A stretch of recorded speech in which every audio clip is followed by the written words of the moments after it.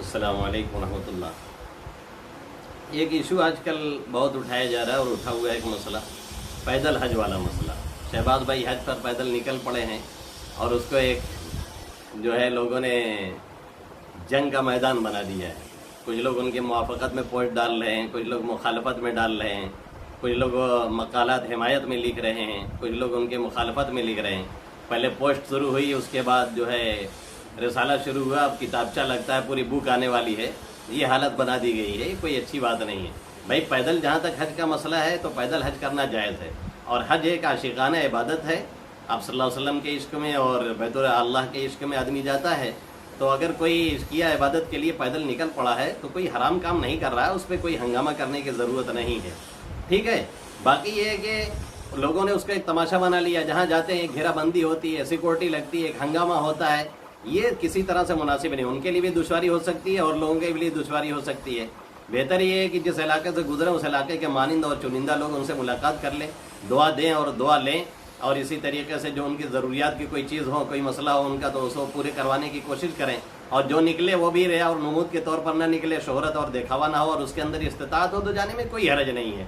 कोई लोग उनकी नीयत पे हमला कर रहे हैं कि भाई दिखाने के लिए जा रहा है। भाई आप किसी की नीयत पे कौन होते हैं हमला करने वाले? उनका दिल क्या है और किस नीयत से वो निकले हैं। और इतना ही कलेजा और जिगर है तो आप भी पैदल निकल जाइए। आप यहाँ से कहते सर 5 किलोमीटर जाइए, अभी देखिए फेंक फेंक देते हैं कि नहीं देते हैं। ये सब फालतू बातें हैं। मुश्किल ये है कि हमारी और आपकी तरजीहात बिल्कुल बदल गई। हमें ये पता ही नहीं कि हमें क्या काम करना है, क्या नहीं करना है, और किस चीज़ के पीछे लगना है, किस चीज़ के पीछे नहीं लगना है। ठीक है, वो निकल गए हैं, एक आशिकाना इबादत के लिए निकले हैं, पैदल हज करना भी जायज़ है, कोई हरज नहीं है, कोई नाजायज़ काम नहीं कर रहे हैं, कोई हराम नहीं कर रहे हैं, तो आप उनके पीछे ना पड़ें। और जिस तरीके से लोग उसको हवा दे रहे हैं और पता चला कि पूरा शहर निकल करके रोड जाम कर दे रहा है, ये तरीका भी ठीक नहीं है, मुनासिब नहीं है। 2-4-10 लोग मिल लें जो मानिंदे लोग हों बस। बाकी ये कि उसको इख्तिलाफ का एक महवर बना लेना, उसी पे पोस्ट सिर्फ डालना और उस पर पहले बाकायदा तहरीरें लिखना, उसके बाद फिर रिसाले लिखना, उसके बाद फिर किताबचा लिखना, बुक पूरी शाये करना, ये इंतहाई गलत तरीका है। भाई माजी अपना पढ़ लीजिए, जब मदीनुस्सलाम बगदाद पे हमला हुआ या और दूसरे ममालिक पे इस्लामी हमला हुआ, तो वहाँ के लोग इसी में उलझे हुए थे कि गोल टोपी लगाई जाए कि लंबी टोपी लगाई जाए, और वो टोपी हराम है और वो टोपी हलाल है।